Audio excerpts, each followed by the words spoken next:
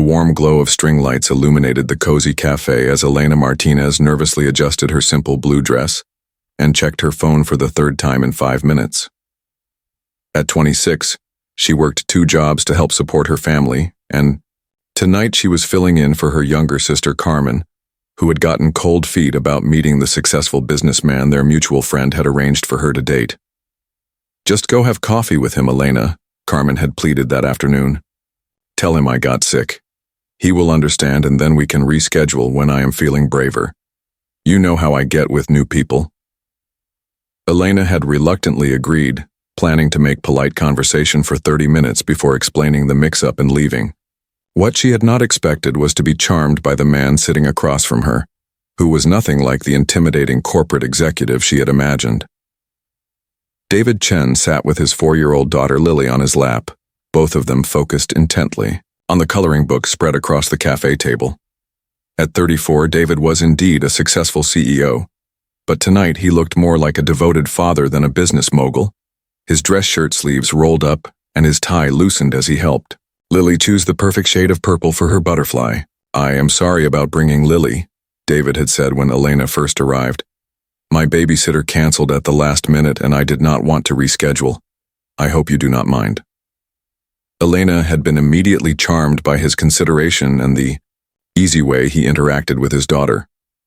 "Of course I do not mind. She is lovely." Now, an hour into what was supposed to be a brief, awkward encounter, Elena found herself genuinely enjoying David's company.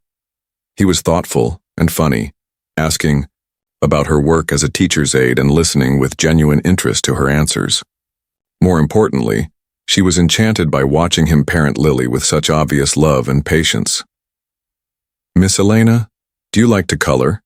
Lily asked, offering her a red crayon with the generous spirit that comes naturally to some children.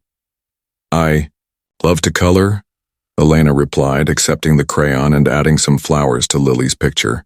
"What is your favorite thing to draw?" "Families," Lily said matter-of-factually. "Daddy and me, and sometimes I draw Mama too, but Daddy says that is just pretend." Elena glanced at David, who gave her a meaningful look that suggested this was a conversation they had navigated before. "My real mama is in heaven," Lily continued with the acceptance that children develop when they have been gently helped to understand loss. "But sometimes I think it would be nice to have a mama here too." Elena felt her heart catch at the innocent honesty of Lily's words. She looked at David, seeing the mixture of love and concern in his expression as he navigated his daughter's longing for something he could not provide. "Lily, sweetheart, not everyone has the same kind of family," Elena said gently. "But the important thing is that your daddy loves you very much." "I know he does," Lily replied with confidence. "But I still think our family has room for more people if we found the right ones."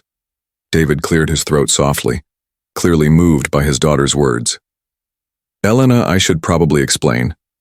My wife passed away 2 years ago, and it has been just Lily and me since then." "I am so sorry for your loss," Elena said sincerely. "You are doing a wonderful job with her. She is obviously a happy, well-loved child." "Thank you," David replied. "It means a lot to hear that from someone who works with children professionally." As the evening progressed, Elena found herself increasingly torn. David was everything she could have hoped for in a partner.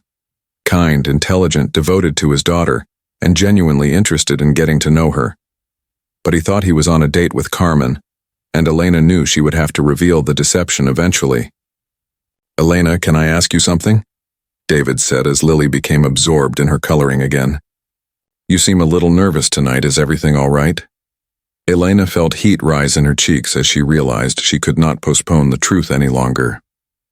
"David, I need to tell you something, and I hope you will not be too upset." David set down his coffee cup, giving her his full attention. "What is it?" "I am not actually Carmen," Elena said quietly. "Carmen is my younger sister, and she asked me to come tonight because she got nervous about meeting you. I was planning to explain the situation and leave, but then I met you and Lily, and I found myself not wanting the evening to end." David stared at her for a moment, processing this information. So you are not the woman I was supposed to meet? No, I am her older sister Elena. I work as a teacher's aide at an elementary school. I live with my parents to help with expenses, and I have never been on a date with a CEO before tonight. Elena took a breath, preparing to stand. I should go now so you can reschedule with Carmen when she is feeling more confident. Elena, wait, David said, reaching across the table to gently touch her hand. Please do not leave. Why would... You want me to stay? Elena asked, confused. You came here to meet Carmen. David looked at his daughter, who was listening to their conversation with the serious attention that children give to adult discussions that might affect their lives. Elena, I came here tonight hoping to meet someone special. The fact that person turned out to be you instead of your sister does not change how I feel about this evening. But you do not know anything about me, Elena protested. I am not successful or sophisticated like the women you probably usually date. I know that you were kind enough to help your sister when she was scared, David replied. I know that you immediately made Lily feel comfortable and included. I know that you listen when people talk and ask thoughtful questions about their lives. Those things matter to me much more than professional accomplishments. Lily looked up from her coloring, with sudden interest.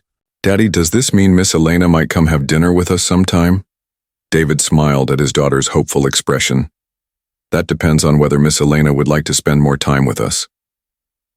Elena looked at this man who was asking her to stay not because she had deceived him, but because he valued the person he had discovered her to be. She looked at Lily, whose innocent question had revealed a longing for family connection that resonated with Elena's own desire to matter to someone.